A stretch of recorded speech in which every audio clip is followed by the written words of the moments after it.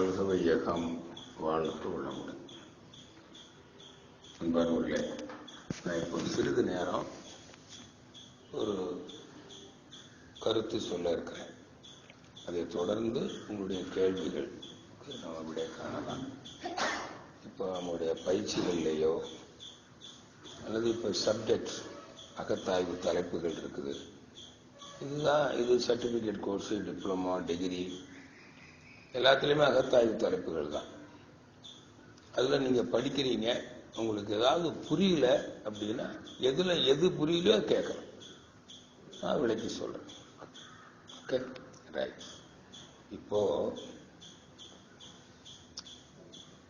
மனிதன் எப்படி வாழணும்னு நினைக்கிறான், எப்படி விரும்புகிறான்னு பார்த்தீங்கன்னா, உடல் நலத்தோட வாழணும். வாழ்நாள் முழுவதும் மனிதனுக்குன்னு ஒரு ஆயுள் இருக்கு. அது 80 வயசுக்கு மேல். 80 வயசுக்கு மேலே தான் உடம்பு தானா தளரும். இது நியதி. அப்போ வாழ்நாள் முழுவதும் நம்ம உடல் நலத்தோடு வாழ வேண்டும். இது நம்ம எல்லாரும் விரும்புகிறோம். நம்முடைய ஆசையா அதுதான். அப்புறம் என்ன வேணும்? பொருட்கள் வேணும். பொருள்னா உயிர் வாழ்வதற்கான பொருள்கள். அது உடல் தேவைகளை நிறைவு செய்யணும் அல்லவா? இப்போ உதாரணமாக உயிர் வாழ்றதுக்கு உணவு வேணும், உடை வேணும், உறைவிடம்ங்கிற பொருள் வேணும். இந்த 3 இருந்தால் உயிர் வாழலாம். ஆனால் நீங்கள் ஏராளமான பொருட்களை உற்பத்தி செய்து தான் நீங்கள் இந்த உணவு, உடை, உறைவிடம் உண்டு பண்ணணும்னா கூட அதுக்கு நிறைய பொருள் வேணும்.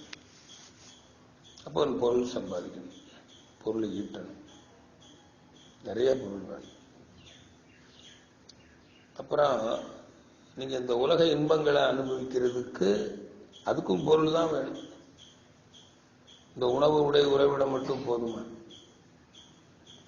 பொருள் ஈட்டுறதுலையும் கஷ்டப்படக்கூடாது. பொருளை பயன்படுத்தி என்ன செய்ய போகிறோம்? எப்பொழுதுமே இன்பத்தை தான் அனுபவிச்சுட்டு. அதுக்கு பல பொருட்களை உருமாற்றி, தரம் மாற்றி, அழகுபடுத்துகிறோம்.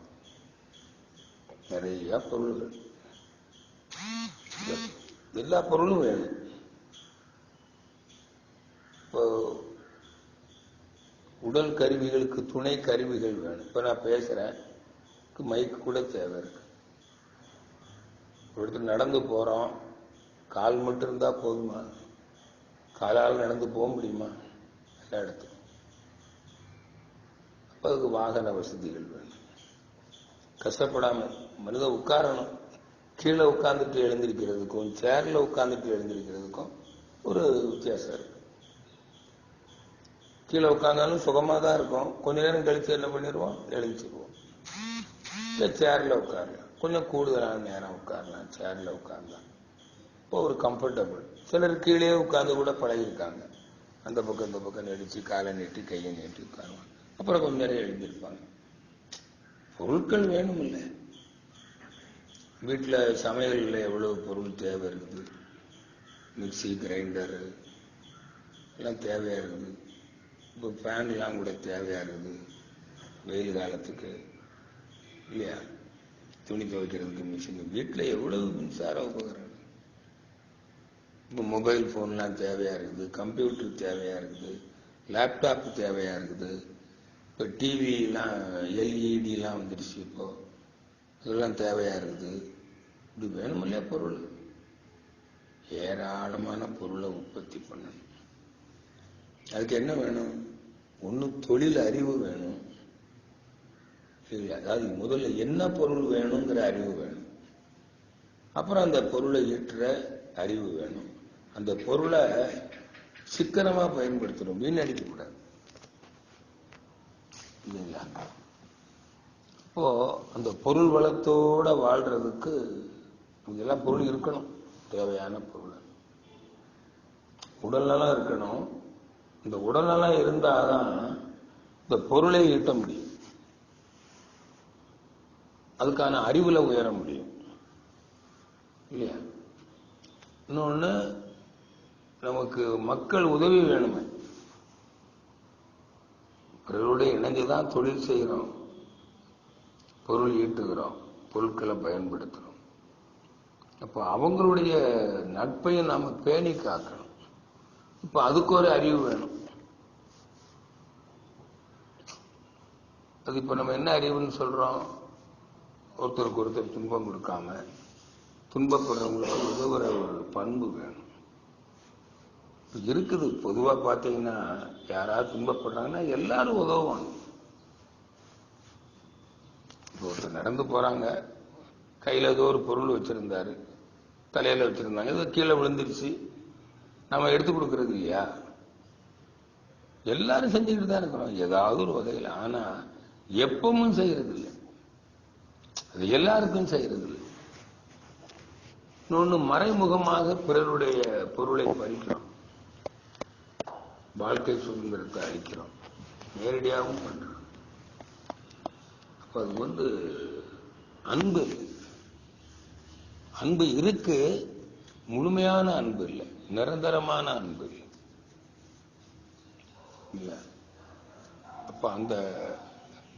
அப்ப அது ஒரு குறைபாடு. அதனாலதான் என்ன சொல்றோம், நான் எப்படி பிறருடைய நட்பை சம்பாதிக்கிறது, அதுக்கான ஒரு அறிவு குறைபாடா இருக்கு.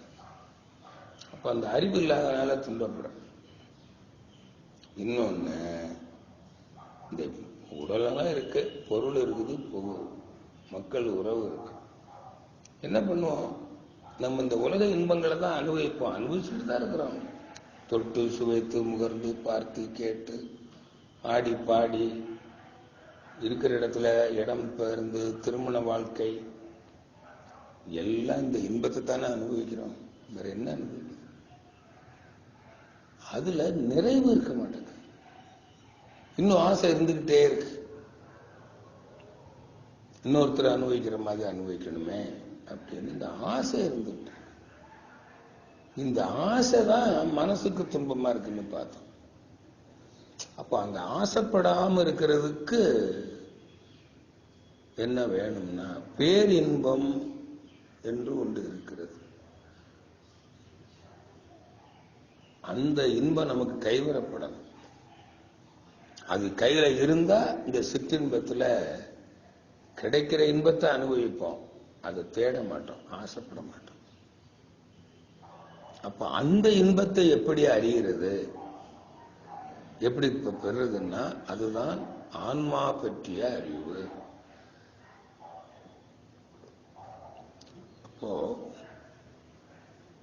அப்பதான் மன அமைதி வரும். இப்ப சிந்தனை பண்ணி பாருங்க, இப்ப நம்ம என்ன வேணும்னு நினைக்கிறோம்? உடல் நலம் வேணும், பொருள் வேணும், புகழ் வேணும், உலக இன்பங்களை அனுபவிக்கிறதுல மன நிறைவு தான் வேணும். இது இல்லாதனாலதான் இப்ப துன்பம். அது என்ன சொல்லி இருக்கிறாங்க பெரியவங்கன்னா யாரு? இந்த உடல் துன்பம் இல்லாம தேவையான உடல் நலத்தோட, பொருள் பலத்தோட, நட்பு நலத்தோட உலக இன்பங்களை அனுபவித்து அமைதியாக வாழ்ந்தவர்கள் எத்தனையோ பேர் இருக்காங்க. அதுல நம்ம மகரிஷி ஒருத்தர், வேதாத்திரி மகரிஷி. அவங்க என்ன சொல்றாங்கன்னா, நம்ம எப்படி வாழணுமோ அப்படி வாழ்வதற்கான அறிவு நமக்கு குறைபாடாக இருக்கிறது. ஒரு அறிவு குறைபாடு இருக்கு, அறியாமை இருக்கு, அஞ்ஞானம் இருக்கு. இதைத்தான் சொன்னாங்க, அஞ்ஞானம் துன்பத்திற்கு காரணம், அறியாமையே அனைத்து துன்பங்களுக்கும் காரணம். அதனாலதான் என்ன வேணும்னாங்கன்னா, ஞானம் வேண்டும் சொன்னாங்க. அது என்ன ஞானம் அப்படின்னா, தான் அறிவு. ஞானம்னா முழுமையான அறிவுன்னு அர்த்தம். இப்ப உடல்நலம் காக்கிறதுக்கு அறிவு வேணும். நம்மகிட்ட இருக்கானா? இருக்கு. உடல் நலத்தோட வாழணும்னா சாப்பிடணுங்கிற அறிவு இல்லாமலா இருக்கு, உறங்கணுங்கிற அறிவு இல்லாம இருக்குதா? இந்த ரெண்டுக்கும் எல்லாருக்கும் அறிவு இருக்கு இல்ல. ஆனா முழுமையான அறிவு இருக்குதா? அந்த ரெண்டும் தான் காரணமா? நல்லா சாப்பிட்டுட்டு நல்லா தூங்குனா போதுமா? போதாது. இப்ப நோய்க்கு அது மட்டும் காரணம் அல்ல, நமக்கு முழுமையான அறிவு இன்னும் வேணும். அறிவு குறைபாடு இருக்கு. அதுதான் அந்த உடல்நலம் காக்கிற அறிவு வேணும். இப்ப இருக்கு, ஆனா முழுசா இல்லை. பொருள் ஈட்டுற அறிவு இருக்கு, ஓரளவு ஈட்டிட்டு தானே இருக்கிறோம். தொழில் அறிவுலாம் இருக்கு, பொருள் வளத்தோடு வாழ்ற அறிவு முழுமையா இல்லை. அதே போல நட்பு நலம் காக்கிறதுக்கு அன்பு இருக்கு, கருணை இருக்கு, அது முழுமையா இல்லை. உலக இன்பங்களை அனுபவிக்கிறோம், அந்த அவ்வப்பொழுது அமைதியா இருக்கிற மாதிரி தெரியுது. அப்பா நிறைவா இருக்கு, நிம்மதியா இருக்கு, அமைதி நிம்மதி வருது. அடுத்த கொஞ்ச நேரத்துல இந்த ஆசை வந்த உடனே அமைதி போச்சு, அல்லது உடம்புல வலி வந்த உடனே, நோய் வந்த உடனே நிம்மதி போச்சு. அப்போ அமைதியா வாழ்றதுக்கான அறிவுலையும் நமக்கு குறைபாடு இருக்கு. அதைத்தான் சொன்னாங்க, இந்த அறிவு குறைபாடு போகணும்னா ஆன்மாவை அறிந்தால் இந்த அறிவு குறைபாடு எல்லாம் போயிடும், நமக்கு புரிஞ்சிடும். அது சொல்லுமா, அதுவானால் அதுவே சொல்லும். அறிதல்னா அதோடு இணையாம அறிய முடியாது. இப்ப நான் உங்களை பார்த்து அறியணும்னா உங்க தோற்றத்துல என்னுடைய காந்த அலை, மனம் அலை உங்க தோற்றத்தோட போய் உணருது, அது போய் இணையுது, தொடுது, இல்லைன்னா பார்க்க முடியாது. அப்போ உணராம இணைய முடியாது. ஆனா இணைதல், உணர்தல், அதுவாதல், இது பேர் தான் யோகா. அப்படி மனதை அதோடு இணைச்சிட்டீங்கன்னா, இணைச்சிட்டு சிந்திக்கிறீங்க. நான் உடல் நலத்தோடு வாழ என்ன செய்யணும், எதனால எனக்கு உடல்நலம் இல்லை, நோய்க்கு காரணம் என்ன, இதெல்லாம் அது மாதிரி பொருளுக்கு பிரச்சனைகளுக்கெல்லாம் என்ன காரணம், ஏன் வருது, இந்த பிரச்சனையை எப்படி தீர்த்துக்கிறது, இதெல்லாம் சிந்திச்சீங்கன்னா அந்த ஆன்மாவை அறிந்ததும் இந்த உடல் நலம், பொருள் வளம், நட்பு நலம், மன நிறைவுக்கான அறிவு தானாக மலர்ந்துடும். இதுக்குத்தான் ஆன்மீக அறிவுன்னு பார்த்தோம். காலையில் இதை பற்றி பேசணும், இதுதான் உண்மை. அதனாலதான் மகரிஷி இந்த அறிவை, அந்த ஆன்மாங்கிறது அறிவு, அந்த அறிவை அறிவதற்கு அறிவு திருக்கோயிலை கட்டினார். அப்ப அந்த ஆன்மாவை பற்றிய அறிவுக்கான ஒரு கல்வி இங்க கொடுக்கிறோம். இதுதான் ஆன்மீக கல்வி, இதுதான் மனவளக்கலை. அவ்வளவுதான். அந்த ஆன்மாவை பற்றி அறியணும்னா சிந்திக்கணும் அல்லவா, சிந்திச்சுதானே அனுப்ப முடியும். சிந்திக்கிறதுக்கு மன அலையை குறைக்கணும், இறைநிலையை உணரணும். அப்ப தவம் செய்யணும். தவம் செய்யணும்னா நம்ம உடம்புல இந்த உயிர் சக்தியினுடைய ஓட்டமும் அழுத்தமும் சரியா இருக்கு. ஓட்டத்துல தடை இருந்தா இங்க அழுத்தம் குறைஞ்சிடும். அப்ப அழுத்தமும் சரியா இருக்கு, வோல்டேஜ் வேற ஒண்ணும் இல்லை. மின்சாரம் இருக்குது, மின் அழுத்தம் குறைஞ்சா இந்த கருவிகள் முழு திறனோட இயங்காது, எல்லாருக்கும் தெரியும். லோ வோல்டேஜ் நம்ம யூபிஎஸ் கரண்ட் போடும்போது ஃபேனே மெதுவாக தான் ஓடுது, டியூப் லைட்டு டிம்மா தான் எரியுது. அந்த எலக்ட்ரிசிட்டி போர்டு கரண்ட் வந்த உடனே பிரைட் ஆயிடுது, பார்த்துருக்கிறோமா இல்லையா? அது மாதிரி நம்ம மூளைக்கு சிந்தனை திறன் இருக்கு, ஓரளவு சிந்திச்சுட்டு தான் இருக்கிறோம், முழு திறன் இல்லை.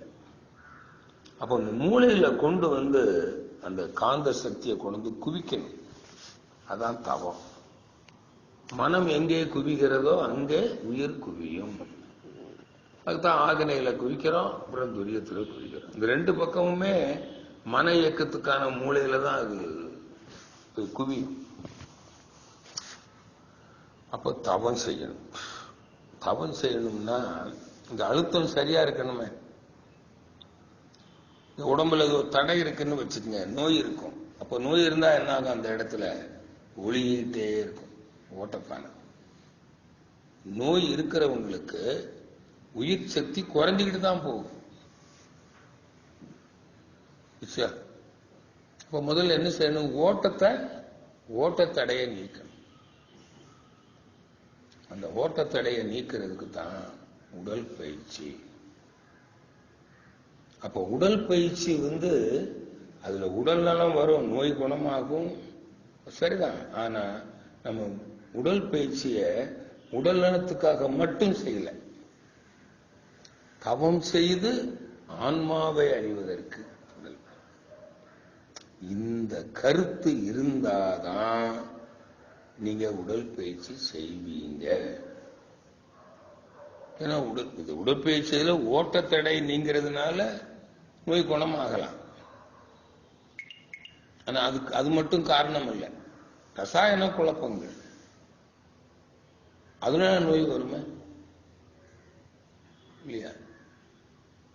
அப்ப அதையும் சரி பண்ணு. அதுதான் 5 அளவு முறை காக்கிறது. எண்ணம் வரையில போயிடும்,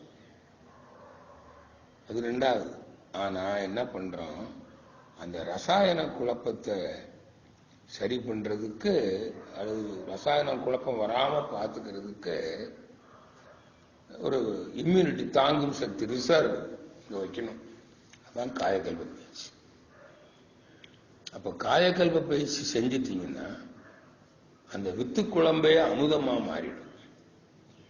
அப்போ உடம்புல ரசாயன குழப்பம் சரியாடும். அது பேர் ரசவாதம்னு பேர். அப்ப நீங்க உணவுல முன்ன பின்ன இருந்தாலும் ரசாயன குழப்பம் வந்தா என்ன ஆயிடுங்க? நோய் வராது. ரொம்ப முக்கியம். அப்போ காயக்கல்ப பயிற்சி அந்த ரசாயனத்தை சரியா மெயின்டைன் பண்றதுக்கு. 2வது, அந்த இறைநிலையை உணரணும் அப்படிங்கிற ஆர்வம் வரணும் இல்லவா? அந்த வித்துக்குழம்பு மூளையில மேல் மூளையில வந்தாதான் அந்த ஆன்மீக சிந்தனையே வரும். இல்லைன்னா லௌகீகம், பால் உணர்வுல தான் மனம் போகும். அப்ப ஆன்மீகத்துக்கு பால் உணர்வு மயக்கம் தடை. அப்ப இந்த வித்துக்குழம்பு கீழே வந்ததுனால தானே பால் உணர்வுல மனசை இழுக்குது. இதை மேல கொண்டுட்டா ஆன்மீக சிந்தனை வந்துடும். இதுதான் பால் உணர்வும் ஆன்மீகமும். அப்போ காயக்கல்ப பயிற்சி எதுக்கு? நமக்கு ஆன்மீக சிந்தனை வரும், உடல் நலமும் வரும், அந்த ஆன்மாவை பற்றிய அறிவு, அந்த அந்த அந்த அறியணுங்கிற நாட்டம். அப்ப அது அறியறதுக்கு மூளை செல்கள் அப்பர் பிரெயின்ல தான் இருக்கு, அது ஆக்டிவேட் ஆகும். அதுக்கு தான் காயக்கல்பம். இப்ப நல்லா தெரிஞ்சுட்டீங்களா? இப்போ உடல் நலத்துக்கும் உடல் பயிற்சி காயக்கல்பம் அவசியம். தவம் செய்யறதுக்கும் இதைத்தான் மனநலம்னு சொல்லியிருக்கிறோம். தவம் செய்து இறைநிலையை உணர்ந்து ஆசையற்ற நிலையை அடைஞ்சிட்டா அதான் மனநலம். காலையில பார்த்தோம் இல்லைங்க, ஆசையற்ற நிலை. பொருள் ஆசை, புகழ் ஆசை, புலனின்ப ஆசை, அதிகார ஆசை, பொருள் புகழ் புலனின்பம். இந்த ஆசை நிறைவேறல, மன அமைதி போச்சு. இப்படித்தான் வாழ்ந்துட்டு இருக்கிறோம். அப்போ ஆன்மாவை அறிவதுதான் ஒரே வழி. ஆன்மீகம் ஒன்றே அனைத்து பிரச்சனைகளுக்கும் தீர்வு அப்படின்னு சொல்லி வச்சாங்க. சரி, இப்போ இல்லற வாழ்க்கையில் இருக்கிறவங்க, நாமெல்லாம் இல்லறத்துல இருக்கோம். அப்ப நமக்கு உடல் பிரச்சனை, பொருள் பிரச்சனை, உறவு பிரச்சனை வந்தா நாம துன்பப்படுவோம் இல்லையா? அதே மாதிரி நம்முடைய குடும்ப உறுப்பினர்களுக்கு வந்தாலும் துன்பப்படும். மனைவிக்கு, கணவனுக்கு, பிள்ளைகளுக்கு வருது இல்லையா? நம்ம குடும்ப உறுப்பினர்கள். ஆனா மற்ற சமுதாயத்துல அது அவ்வளவு துன்பமாய் மனம் எடுத்துக்காது, மனசுல எடுத்துக்க மாட்டோம். சொந்த உறவினர்கள் இருக்காங்க, அவங்களுக்கு ஏதோ ஒரு உடல் பிரச்சனை, அது நம்மளை பெருசா நம்ம மனசுல வந்து தாக்க. நம்ம குடும்ப உறுப்பினராக இருந்தா ரொம்ப தாக்கம். அதே மாதிரி சுற்றத்தார்கள், அப்புறம் ஊர் மக்கள், உலக மக்கள் அப்படின்னு பாத்தீங்கன்னா அந்த தாக்கம் லேசாய் மனிதனுடைய இயல்பு. ஆனால் துறவற வாழ்க்கைக்கு வந்தவங்க அவங்க உடல் நல்லா இருப்பாங்க, அவங்களுக்கு பற்று பாசம் இல்லை. அப்ப குடும்ப பற்று, குடும்ப உறுப்பினர்கள் அவங்களுக்கு இல்லாட்டி கூட அவங்க என்ன பண்ண மாட்டாங்க, அது பற்றும் இல்லை பாசமும் இல்லை. ஒரு தேர்ட் பார்ட்டி, யாருக்கோ உடம்புக்கு சரியில்லை, எப்படி எடுத்துக்குவாங்களோ அப்படித்தான் எடுத்துக்குவாங்க. புரியுதா? குடும்ப உறுப்பினர்களுக்கே பிரச்சனை வந்தா கூட அவங்க துறவு வாழ்க்கைக்கு வந்துட்டாங்கன்னா,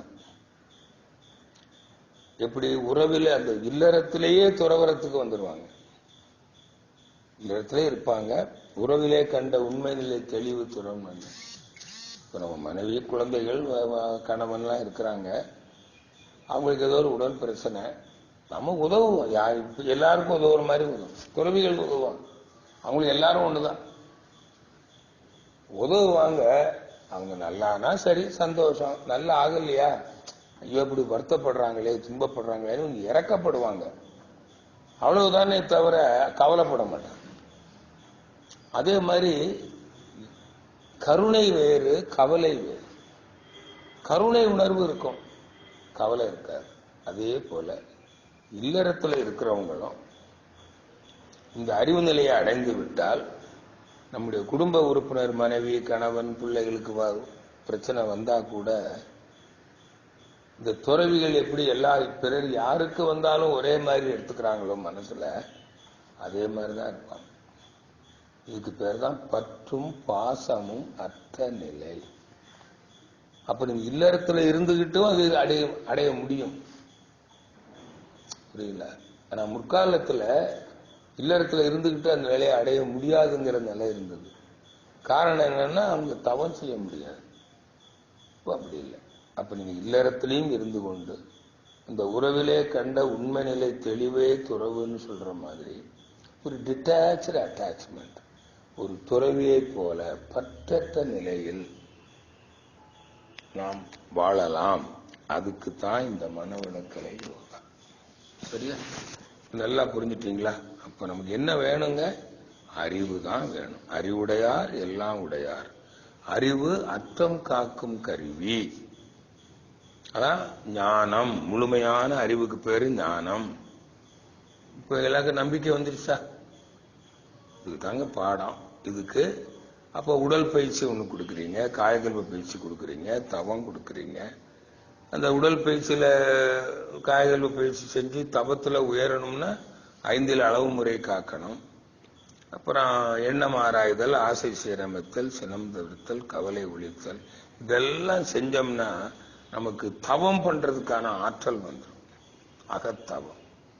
அப்ப உடல் பயிற்சி, காயக்கல்ப பயிற்சி எதுக்குன்னா அகத்தவ பயிற்சிக்கு. இப்ப அகத்தவம் பண்ணியாச்சு, இனிமே என்னதுங்க? அகத்தாய்வு. அந்த அகத்தாய்வுல தான் சப்ஜெக்ட்ஸ் வருது, தலைப்புகள். ஒண்ணு அந்த வாழ்க்கையை பற்றிய அறிவு, இயற்கையை பற்றிய அறிவு. வாழ்க்கைங்கிறது இயற்கை நிகழ்ச்சி தானே. இந்த இயற்கைங்கிறது என்ன? ஒண்ணு சுத்தவெளி, இருள். இன்னொன்னு பஞ்சபூதங்கள். பஞ்சபூதம் என்னவா இருக்குது? சடப்பொருளாகவும் உயிர் பொருளாகவும் இருக்கு. சடப்பொருள்ல அழுத்தம், ஒளி, ஒளி, சுவை, வாசனையா இருக்குது. உயிர் பொருள்ல அழுத்தம், ஒளி, ஒளி, சுவை, வாசனை, மனமாக இருக்கிறது. இவ்வளவுதான் இயற்கை. இதை பற்றி ஒரு அறிவு. ஏன்னா நாமளே அந்த இயற்கையில ஒரு பகுதி. நம்மகிட்ட பஞ்சபூதங்கள் இருக்குது. பஞ்சபூதங்களுக்கு மூலமான இறைநிலை நம்மகிட்ட என்னவா இருக்குது? அறிவாகவும் மனமாகவும் இருக்கிறது. உயிராக இருக்கிறது பஞ்சபூதத்துல ஒண்ணு வீண். அறிவாகவும் மனமாகவும் இருக்கிறது. அதாவது அறிவு தான் நம்முடைய அறிவா இருக்குது. அது ஐயறிவு, ஆறறிவுன்னு சொல்லி. இப்ப மனிதன் இயற்கையில ஒரு பகுதி. எப்படி வாழ்றான்? அந்த இயற்கையோட தொடர்பு கொண்டுதான் வாழ்றான். Is not away from the nature. அப்ப இன்பமும் துன்பமும் எது சம்பந்தப்பட்டது? ஒண்ணு மனிதன்னா மனம், இன்னொன்னு இயற்கை. அப்போ இன்ப துன்பத்துக்கு எது சம்பந்தப்பட்டதுன்னா ஒண்ணு மனம், இன்னொன்னு இயற்கை. அப்ப மனதை பற்றியும் இயற்கையை பற்றியும் மனிதன் முழுமையாக அறிய வேண்டும். இந்த அறிவுக்கு பேர் தான் ஞானம். துன்பம் இல்லாமல் வாழ்றதுக்கான அறிவு, இன்பமாக வாழ்றதுக்கான அறிவு. இந்த அறிவை தான் பல தலைப்புகள்ல கொடுத்துருக்கோம். முதல் நிலை, இரண்டாம் நிலை, மூணாம் நிலை, நாலாம் நிலை தலைப்பு கொடுத்துருக்குறோம் இல்லைங்களா? இதைத்தான் இந்த பாடங்களை நம்ம சர்டிபிகேட் கோர்ஸுக்குன்னு நடத்துறோம். அதுக்கு தேர்வு கிடையாது. ஏன்னா நீங்க புரிஞ்சுக்கிட்டீங்கன்னா உங்களுக்காக தானே புரிஞ்சுக்கிறீங்க. டிப்ளமா டிகிரியில ஏன் தேர்வு வச்சிருக்கணுமா? நீங்க புரிஞ்சுக்கிட்டவங்கன்றத மக்களுக்கு தெரிய வைக்கணும். எப்படி தெரிய வைக்கிறது? பாருங்க, நான் இவ்வளவுதான் தெரிஞ்சு வச்சிருக்கேன்னு பேச முடியுமா? போய் உங்களுக்கு பேருக்கு பின்னால ஒரு பட்டம் கொடுத்துடணும், டிப்ளமா டிகிரி. அப்ப இத வச்சுக்கிட்டு அடையாளம். அப்பதான் நீங்க சொல்றத மத்தவங்க கேட்பாங்க. நீங்க சொல்லணும்ல, மத்தவங்களுக்கு சொன்னாதானே இந்த உலகத்துக்கு போய் சேரும். எல்லாருக்கும் இந்த அறிவு வேணும் அல்லவா? அப்ப உங்களுக்காக மட்டும் நீங்க படிக்கல. உங்களுக்காக படிக்கிறதுன்னா சர்டிபிகேட் கோர்ஸே போதும். பிறருக்கும் சர்டிபிகேட் கோர்ஸ் பண்ணிட்டு பிறருக்கு சொல்லலாம். அதுக்கு இந்த நிர்வாகம் சொல்லும். நிர்வாகத்தில் ஒரு ஆசிரியர், துணை பேராசிரியர், பேராசிரியர்னு சொல்லும் அந்த விசிட்டிங் கார்டுல. இன்னொன்னு என்ன பண்ணிருக்கிறோம், பொதுவா இப்ப நம்ம பல்கலைக்கழகம் தான் கல்விக்கு அத்தாரிட்டி. உலகத்தில் எங்க போனாலும் இப்போ ஒரு யூனிவர்சிட்டி டிப்ளமா டிகிரி இருக்குது அப்படின்னா அதை வச்சுதான் நீங்க மக்களுக்கு போய் சொல்ல முடியும். அங்க பாக்குறவங்க யூனிவர்சிட்டியில படிச்சிருக்காங்களா, டிப்ளமா டிகிரி படிச்சிருக்காங்களா, அப்பதான் நீங்க சொல்றதே காது கொடுத்து கேட்பாங்க. இப்போ தேவைதானே? புரியுதா? இப்ப நான் வெளிநாட்டுக்கு போறேன், நான் இப்ப விசிட்டிங் கார்டுலயே யோகா பேராசிரியர்னு போட்டா எனக்கு பேசுறதுக்கே கூப்பிடுவாங்க. இல்ல பட்டம் போடல, நான் இங்க இருந்து சங்கத்துல இருந்து லெட்டர் வாங்கிட்டு போனோம். இந்த மாதிரி ஒரு பேராசிரியருங்க எங்க மனவளக்கலையில அப்படின்னு அவர் சொன்னாதான் நான் ஒரு இடத்துல போய் பேச முடியும். அதுவும் பொதுவா கல்வி நிறுவனத்துல நுழைய முடியும். ஏன்னா மாணவர்களுக்கு தான் இந்த கல்வி வேணும், மாணவ பருவத்திலே வேணும். மாணவ பருவத்தில் கொடுக்க போனோம்னா நம்ம கிட்ட ஒரு பல்கலைக்கழக பட்டம் இருந்தாதான் நம்ம உள்ள போக முடியும். அதுக்காக தான் இங்க பல்கலைக்கழகத்தோட இணைஞ்சு படிக்க சொல்லியிருக்கோம். ஒருவேளை ஒருத்தருக்கு பல்கலைக்கழகத்தில் படிக்கிற அளவு சர்டிபிகேட் இல்லை, இந்த பாடங்கள் எல்லாம் தெரிஞ்சுக்கணும் அப்படின்னா அதுக்கு ஒரு சிலபஸ் தான் விஷன் டிப்ளமா, அட்வான்ஸ்டு டிப்ளமோன்னு சொல்லியிருக்கோம். ஆக இப்ப நீங்க படிக்கிறது எதுக்குன்னு தெரிஞ்சிட்டீங்களா? ஒண்ணு உங்க சொந்த வாழ்க்கைக்கு, இன்னொன்னு ஆசிரியராக பணி செய்யறது. அப்ப நீங்க இந்த பரீட்சை எழுதுனா தானே நீங்க படிச்சு தெரிஞ்சிருக்கீங்கன்னு டிகிரி டிப்ளமா கொடுக்க முடியும். அப்ப இந்த பாடங்களை நீங்க புரிஞ்சுக்கிட்டாதான் உங்களுக்கு நினைவு இருக்கும், புரிஞ்சுக்கிட்டாதான் உங்களுக்கு வாழ்க்கைக்கும் பயன்படும். புரிஞ்சு படிக்கலன்னா உங்களுக்கும் பயன்படாது, நீங்க மார்க் வாங்க முடியாது, நீங்க சொல்லிக் கொடுக்க முடியாது. அப்ப புரிஞ்சு படிச்சிருக்கீங்களா அப்படின்னு தெரிஞ்சுக்கிறதுக்கு தான் எக்ஸாமினேஷன். சிலர் புரியாம படிச்சு மார்க் வாங்கிடுவாங்க. அங்க அதுக்கப்புறம் தான் அவங்களுக்கு இன்டர்வியூன்னு வைக்கிறோம், நேர்முக தேர்வு. புரிஞ்சு படிக்காதவங்க நேர்முக தேர்வுல சிக்கிடுவாங்க. புரியுதுங்களா? அதுதான் எல்லாத்திலுமே நேர்முக தேர்வு வைக்கிறது. அப்ப அப்ப மார்க் வாங்கினா மட்டும் போதாது. நேர்முக தேர்வுல வெற்றி பெறணும்னா நமக்கு சப்ஜெக்ட் புரிஞ்சிருக்கணும். அதுக்கு தான் இந்த வகுப்பு.